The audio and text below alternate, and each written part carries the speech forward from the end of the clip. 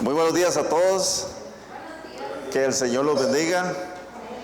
Hoy vamos a iniciar leyendo el Evangelio de de San Lucas, Evangelio de San Lucas, capítulo 11, versos 34 al 36.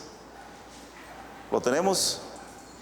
Dice así la palabra del Señor. Lo voy a leer para usted en la Nueva Versión Internacional.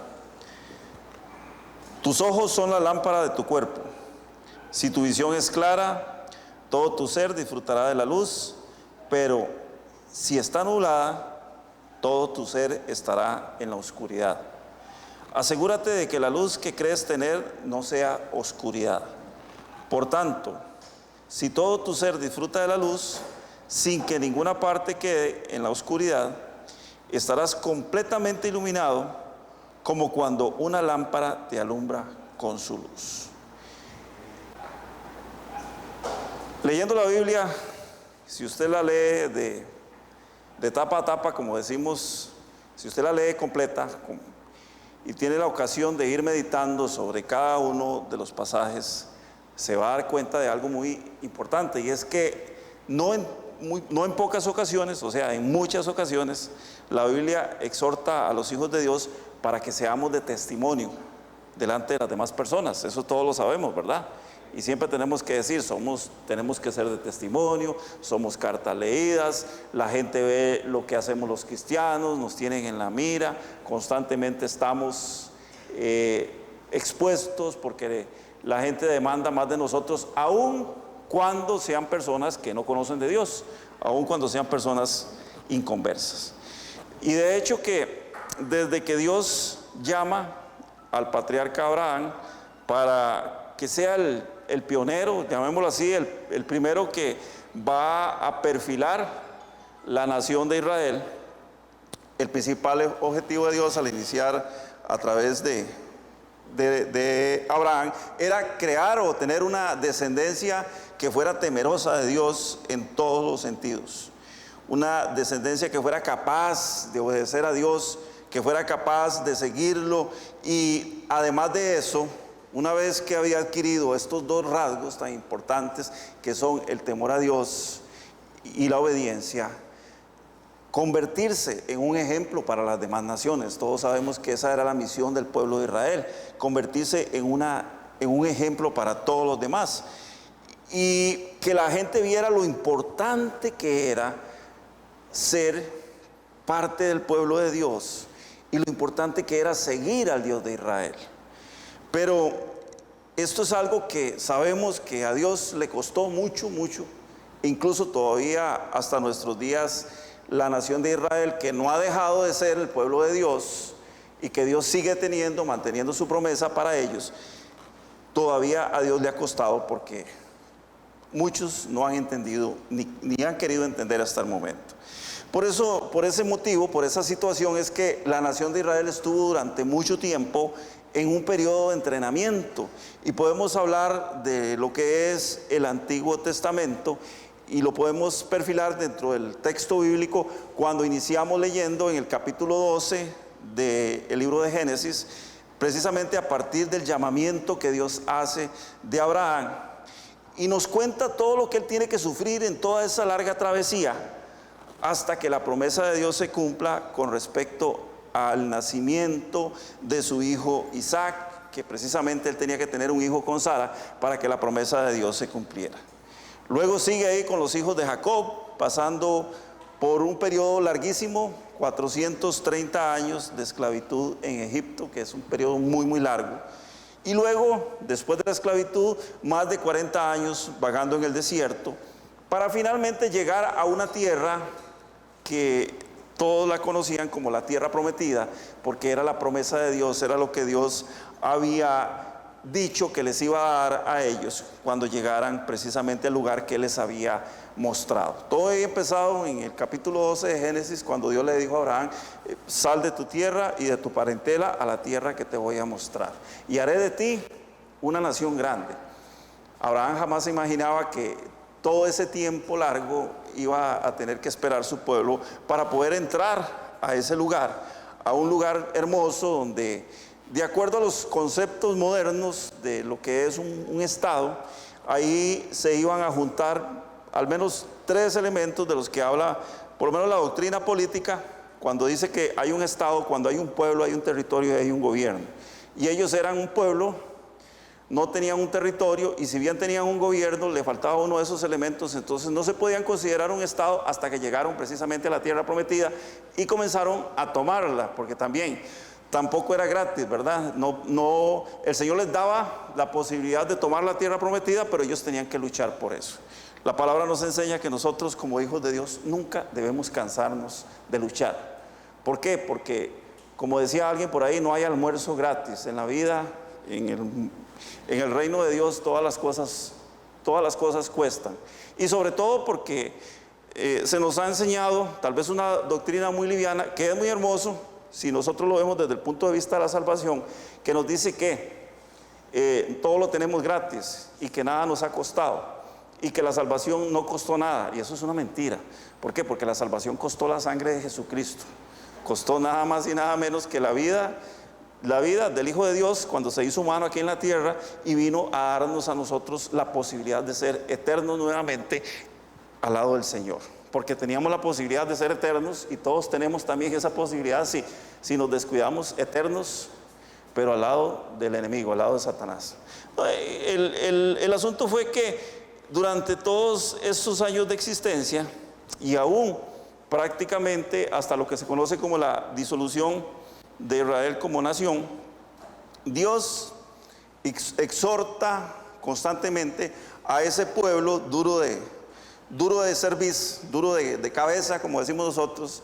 En los costarricenses decimos duro de caja, ¿verdad?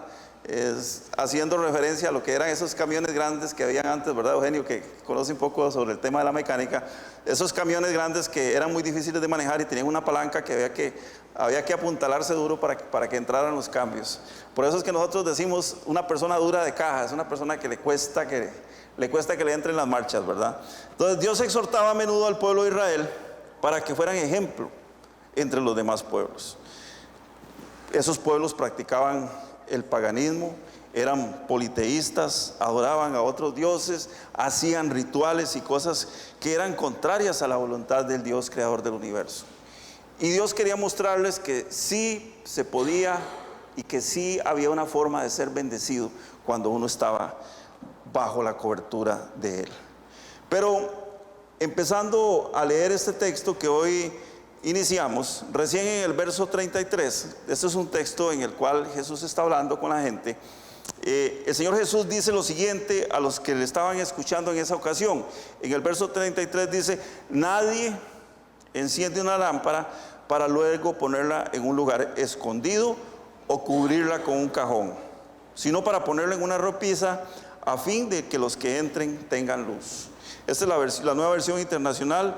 La versión Reina Valera dice: nadie pone en oculto la luz encendida ni debajo del almud, sino en el candelero, para que todos los que entran vean la luz. ¿Qué nos está diciendo el Señor con esto? Bueno, en otras palabras, lo que nos dice es que si tenemos algo que sirve para disipar las tinieblas, todos sabemos que la función de la luz es disipar las tinieblas, hacerlas desaparecer.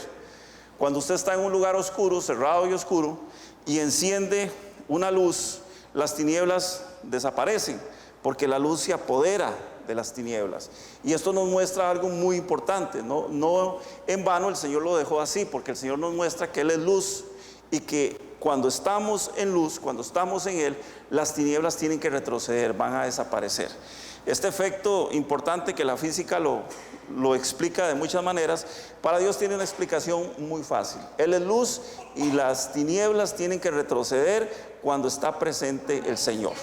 Por eso es que cuando tenemos algo que sirve para disipar las tinieblas, o sea, nosotros le llamamos alumbrar, no lo vamos a utilizar para esconderlo, ¿verdad que no? Para que nadie lo vea, todo lo contrario. Bueno, a veces aquí en nuestro pueblo, a veces se va la electricidad en la noche y se nos arma un caos terrible. Isaac sale corriendo a buscar las candelas, las velas. Un día estos andábamos por ahí en el supermercado Y dice Isaac: vea papi, esto es lo que tenemos que comprar. Era una bolsona así de candelas que valía como 20,000 colones. Le digo: Isaac, ahí tenemos en la casa. Es que me dice: pero es que yo no las encuentro cuando se va la luz. ¿Y para qué usamos esas candelas, esas velas? Las usamos precisamente para disipar las tinieblas, para que las tinieblas retrocedan. Entonces, en lugar de esconder esa candela o esa vela o esa luz, lo que hacemos es ponerlo en un lugar donde sirva para que nos alumbremos nosotros. Y algo muy importante, porque la función, siempre que buscamos cómo disipar las tinieblas, buscamos alumbrarnos nosotros, o sea, iluminarnos nosotros e iluminar a las demás personas. No solamente nosotros, sino las demás personas. Es interesante porque aunque seamos egoístas y tengamos una concepción muy particular de cada uno, siempre pensamos en los demás en esos momentos difíciles, y sobre todo cuando suceden estas cosas, que nuestras casas se quedan en oscuridad, la familia es como que se reúne en un solo lugar para estar todos juntos y que la luz alcance para todos, porque no es lo mismo tener un bombillo de 100 watts que tener un solo watt en una candela, ¿verdad? Es algo totalmente muy contrario, muy opuesto, y a veces pues cuesta acostumbrarse nuevamente a esa luz. Bueno, ¿qué nos enseña todo esto? ¿Qué nos enseña el Señor con esta historia?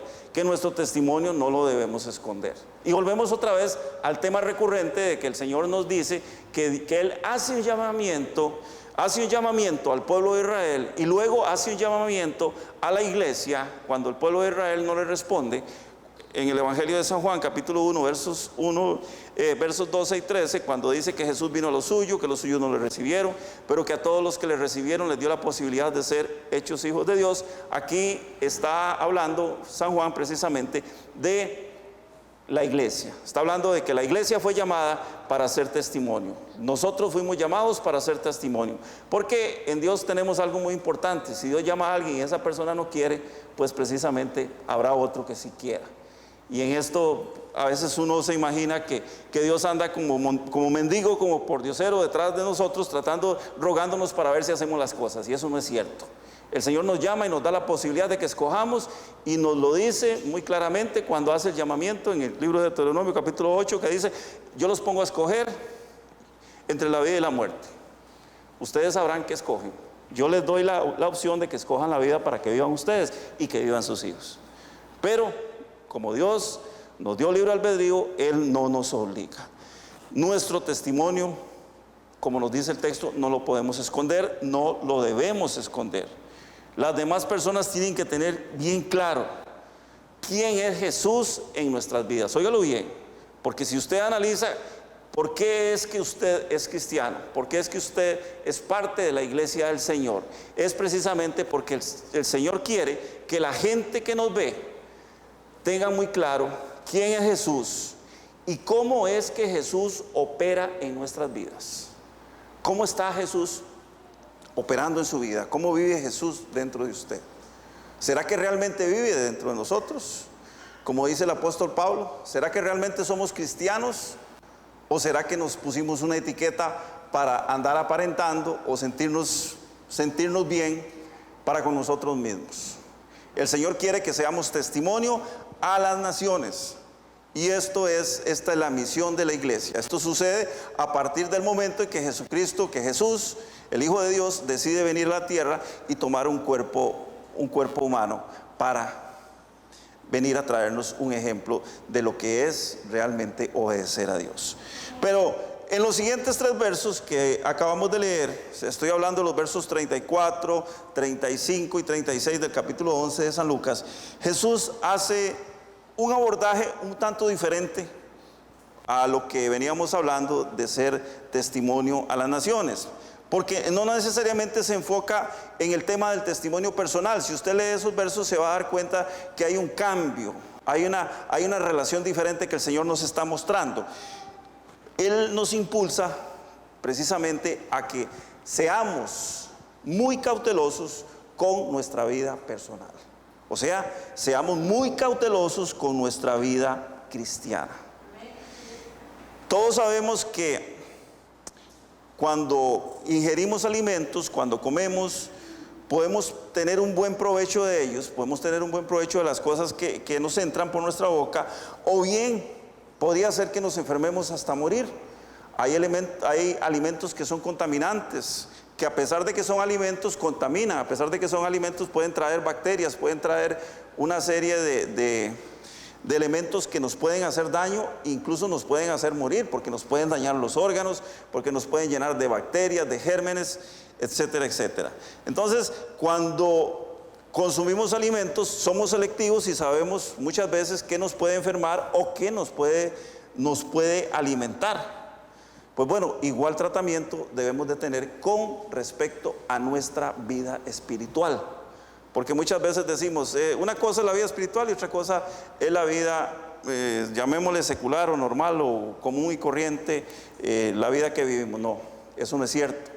De igual manera, si podemos leer la palabra de Dios, vamos a encontrar un equilibrio en todas las cosas. El Señor nos dejó tantas cosas que si realmente estudiáramos la palabra de Dios, quizás, y si la humanidad se hubiera abocado a vivir conforme a la palabra de Dios, ni siquiera fuera necesario tal vez los tratados médicos, la mayoría de los tratados médicos. ¿Por qué? Porque aquí sale a la luz un tema del cual tenemos que hablar, por supuesto, una vez más, porque es algo que ya lo hemos dicho, lo hemos hablado muchas veces.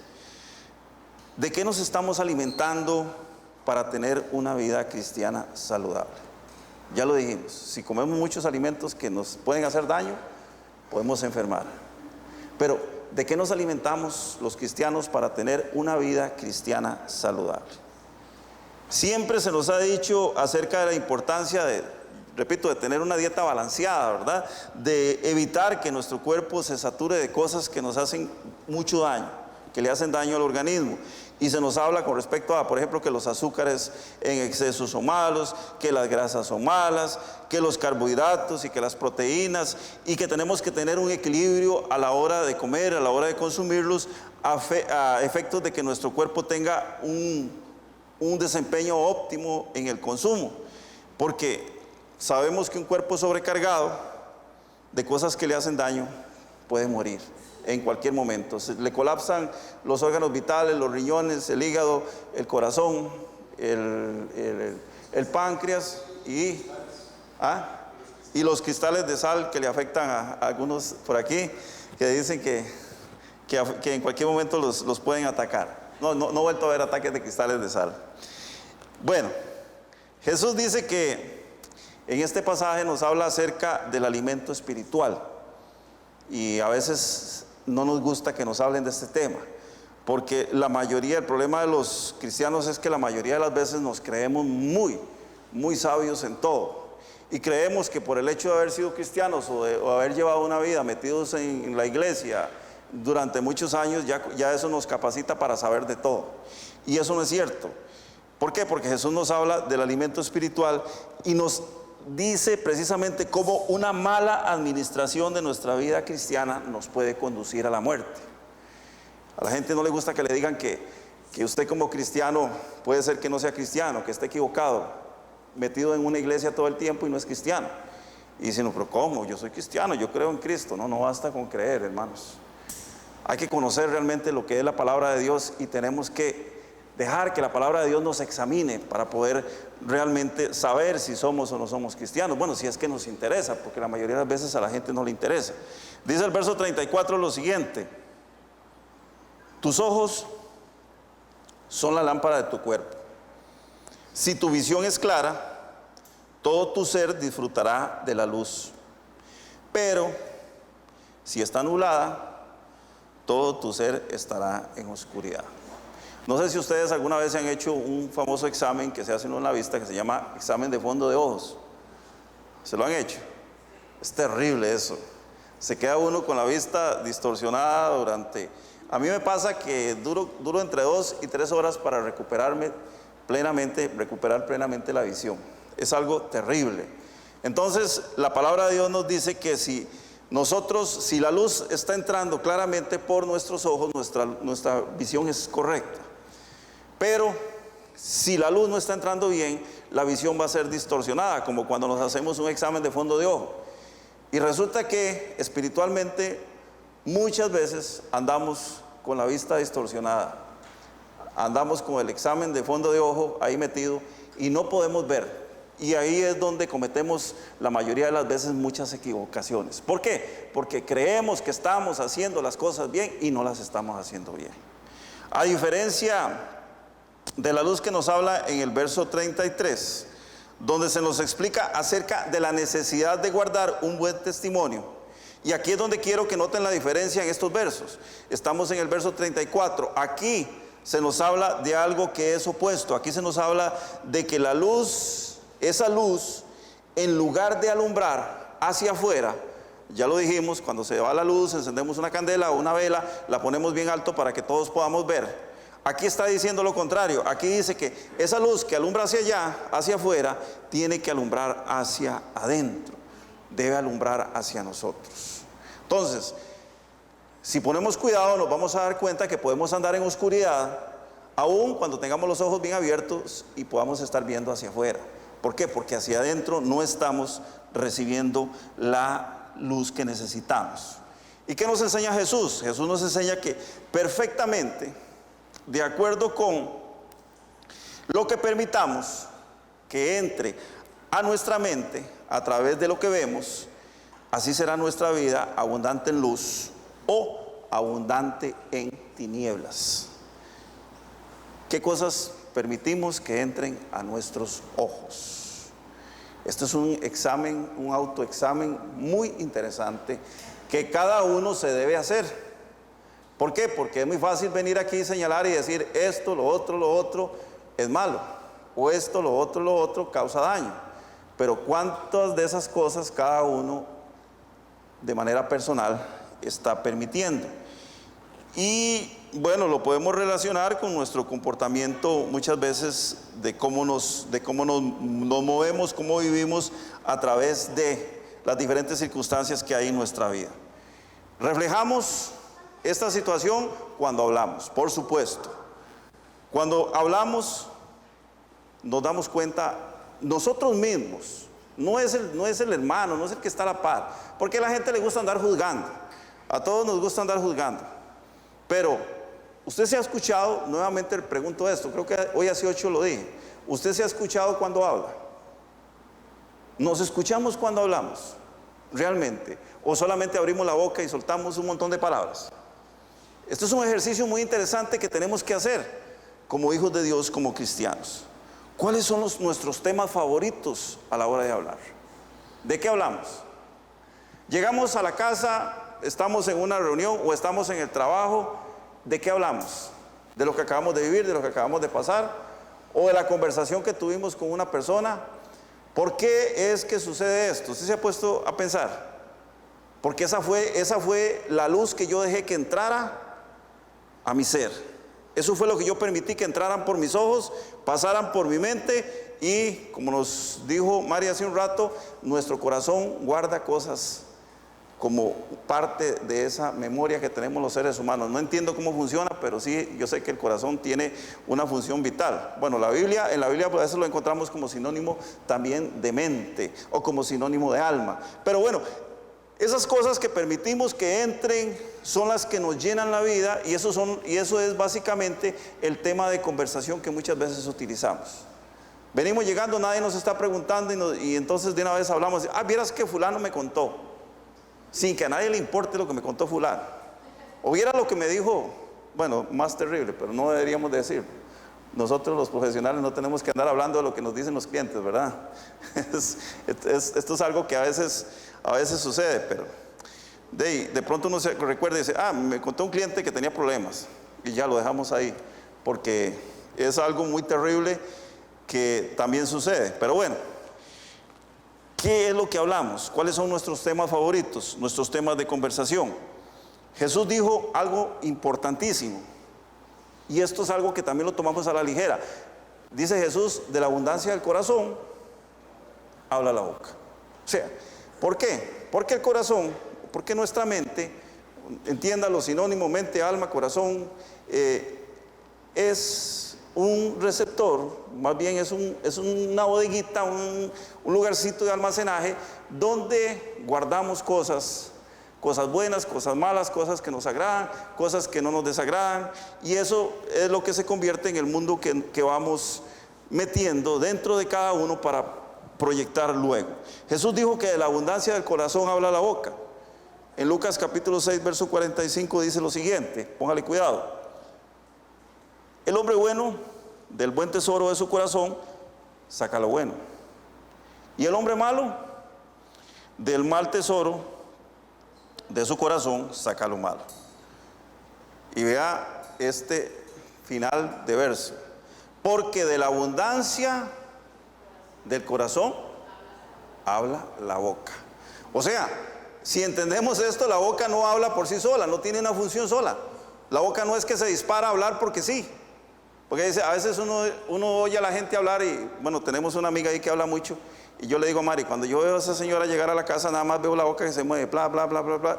Y nadie más tiene derecho a hablar, solo ella habla. Y uno pregunta, ¿de qué habla esa señora? Esa señora habla lo que está dentro de ella, por supuesto. Tiene una facilidad de palabra increíble. Pero por eso Jesús dice que de la abundancia del corazón habla la boca. O sea, la boca no tiene autonomía. La boca está mandada por lo que hay dentro. Precisamente por eso es que Jesús dice que el hombre malo, del buen tesoro de su corazón, habla lo bueno. El hombre malo, del mal tesoro de su corazón, saca todo lo podrido, todo lo sucio que está ahí adentro.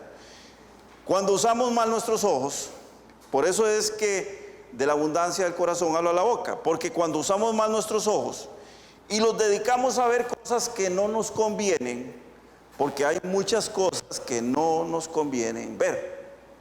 Recuerde que la palabra de Dios nos enseña que todo me es lícito, pero no todo me conviene. ¿Cuándo una cosa es lícita? Cuando no es prohibida. Todo me es lícito, pero no me conviene. O sea, las cosas que no son prohibidas, la mayoría de las veces no son buenas o no nos convienen. Y ahí es donde tenemos que tomar la decisión acerca de qué vamos a permitir que entre en nuestra vida. Dentro de todas esas cosas que no nos convienen ver, podemos incluir, así de manera muy general, toda esa gama de productos que la tecnología y la comunicación actual nos ofrece. Ya lo sabemos. ¿A dónde se disparó ¿cómo le digo? El auge en una serie de temas o el crecimiento en una serie de temas, crecimiento para mal, casi la mayoría de las veces, cuando la tecnología estuvo a disposición de las personas. Cuando se abrieron las redes sociales, cuando se abrió la internet. Entramos en un mundo de información que se nos disparó, en donde es más fácil ahora controlar a la gente, porque para mantener a las personas ocupadas, las redes sociales utilizan lo que se llama algoritmos. Los algoritmos le dan a usted, a través de los dispositivos inteligentes, el acceso a ciertas cosas, a ciertos temas, que la primera vez que usted los captura, la primera vez que usted ingresa a ellos, le van a seguir llegando de información y usted ni se da cuenta. Y sabe qué lindo, otra vez me encontré otra información de estas. Por ejemplo, yo sé que a Chabela le gustan mucho las matas, ¿verdad? Y cada vez que Chabela enciende su celular, le van a aparecer ahí las macetas, todas ese tipo de cosas. ¿Cómo es que llama esas que usted ve? Las suculentas. ¿Por qué es que a Chabela le aparecen las suculentas y a mí no me aparecen? Porque cuando ella accesó la primera vez a ese tema, por ejemplo, a mí me aparecen mucho los muebles en madera. Y me aparecen por montones. Yo sé que a la mayoría de ustedes no les aparece. ¿Por qué? Porque hay un algoritmo que ya capturó esa información y se dio cuenta que a mí me gustaban esas cosas. Y esto es algo que nosotros no nos damos cuenta. ¿Por qué es que la información, por qué es que las redes sociales nos dominan? ¿Y por qué es que estamos en la casa y en el ratito que tenemos libre sacamos el celular y lo encendemos y vamos a la red social? La que veamos, el Facebook, el no sé cuántos, hay un montón. Bueno, yo solo tengo tiempo para ver el Facebook. Y me salen los temas de los muebles de madera. Pero la tecnología nos tiene capturados, porque saben exactamente, la inteligencia artificial sabe qué es lo que a nosotros nos interesa. Pero bueno, dentro de esas cosas vemos un montón de cosas que no convienen. permitimos que estas imágenes pasen a nuestra mente, y cuando pasan por nuestra mente estamos dejando de tener una visión clara. Nos hacen el fondo de ojo. Las redes sociales nos hacen el fondo de ojo gratis. No tenemos que pagarle al oftalmólogo, ¿cómo se llama? Ese otro que hace exámenes de la vista, que por cierto son a veces hasta dolorosos. No tenemos que pagarle. ¿Por qué? Porque las mismas redes sociales nos hacen el fondo de ojo y nos distorsionan nuestra mirada. Andamos viendo lo que a ellos les interesa que nosotros veamos. Nos enturbia la vista porque dejamos de pensar en el reino de Dios. ¿Cuántas veces al día pensamos en el reino de Dios? Cuando usted está metido en las redes sociales, cada vez más ese beneficio de lo que es estar uno en la presencia de Dios se va apagando poco a poco en nuestra vida. Por eso, hermanos, es tan importante, es de vital importancia que recapacitemos con respecto a qué es lo que estamos haciendo con nuestra vida. ¿A qué le estamos dando prioridad? ¿Qué estamos permitiendo que entren a nuestros ojos diariamente? Si usted ve en una familia donde hay 4 personas, los 4 se sientan a la mesa y los 4 tienen el teléfono móvil a la par. Los 4 están pendientes de lo que hace el teléfono. Y a veces hay que autoterapiarse y decir, bueno, no vamos a usar el teléfono porque estamos cenando, estamos almorzando o estamos desayunando. Pero hay que decirlo cuando es algo que no deberíamos ni siquiera de estarlo mencionando, porque es algo que no debería suceder, no debería pasar. O sea, la vida de Dios se nos está yendo lentamente, muy lentamente de nuestras manos. La estamos dejando ir, como decía alguien, no por un tubo, sino por la pantalla del teléfono móvil, por la pantalla del celular o de la tablet o de lo que usemos para conectarnos. Y no es que esto sea malo, yo repito esto, no es que esté satanizando las redes sociales, sirven para bien y sirven para mal. Pero, ¿qué es lo que estamos permitiendo entrar a nuestros ojos? Por esa razón, hermanos, es que Jesús nos dice que debemos hacer un alto en el camino y mirar hacia dónde vamos. Dice el verso 35, asegúrate de que la luz que crees tener no sea oscuridad. Asegúrate de que la luz que crees tener, oiga bien, que crees tener, porque muchas veces decimos, no, yo estoy en luz. ¿Por qué? Porque yo soy cristiano, porque yo hice la oración de fe, un día levanté mis manos, me rendí al Señor y le dije que le entregaba mi vida, que limpiara mi corazón, que me perdonara mis pecados, que escribiera mi nombre en el libro de la vida. Pero vea lo que dice Jesús, la luz que crees tener. Por lo general, los seres humanos no reflexionamos hacia dónde vamos. Pero, ¿qué tal si estamos caminando en la dirección equivocada y no nos hemos percatado? Hoy nos levantamos muy seguros de que somos cristianos, que vamos para la iglesia porque yo soy muy cristiano. Pero ¿qué tal si no? ¿Qué tal si estamos equivocados con todo eso que pensamos? Y todo esto, hermanos, lo digo pensando en que lo que nos enseña el apóstol Pablo escribe algo muy hermoso en el capítulo 2 de la carta a los Filipenses. Y si usted lee esa carta a los Filipenses, tiene un desarrollo muy interesante, porque el apóstol Pablo nos llama a que seamos todos de un mismo sentir, que tengamos siempre la vida de Cristo con nosotros. Esa es la manera de ser todos los cristianos en un mismo sentir, de tener la vida de Cristo como referencia, dedicando e invirtiendo el tiempo, consagrados a Dios. Pero al final, en el verso 12, del 1 al 12 nos habla sobre eso, pero en el verso 12 dice que nos tenemos que ocupar, oiga bien, no preocupar, porque preocuparse es una cosa y ocuparse es otra. Dice que nos tenemos que ocupar de nuestra salvación. ¿Cómo tenemos que ocuparnos de nuestra salvación? Con temor y temblor. ¿Qué es ocuparse de la salvación con temor y temblor? Cuando nos ocupamos de nuestra salvación es porque tenemos claro que nuestra existencia en la tierra tiene que estar consagrada a Dios, para que pase lo que pase, Pase lo que pase, ya yo se los he dicho muchas veces y lo hemos reflexionado. Aunque el mundo se esté cayendo a pedazos a nuestro lado, Dios sigue centrado en su trono. Pase lo que pase, hermanos, no desmayemos ni un instante, pensando que ya lo tenemos todo, ya lo logramos, porque hay una advertencia muy clara de parte de Jesús. Dice, asegúrese de que la luz que usted tiene no sea oscuridad, que sea realmente luz. Puede ser que yo esté muy sinceramente equivocado.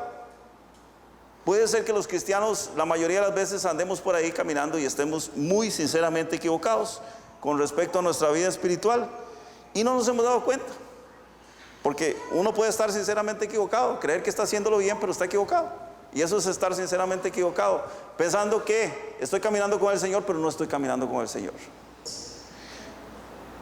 Pensar en que estoy en lo cierto, sin someter mi vida a un examen, a la luz de las Escrituras, me puede estar conduciendo al error.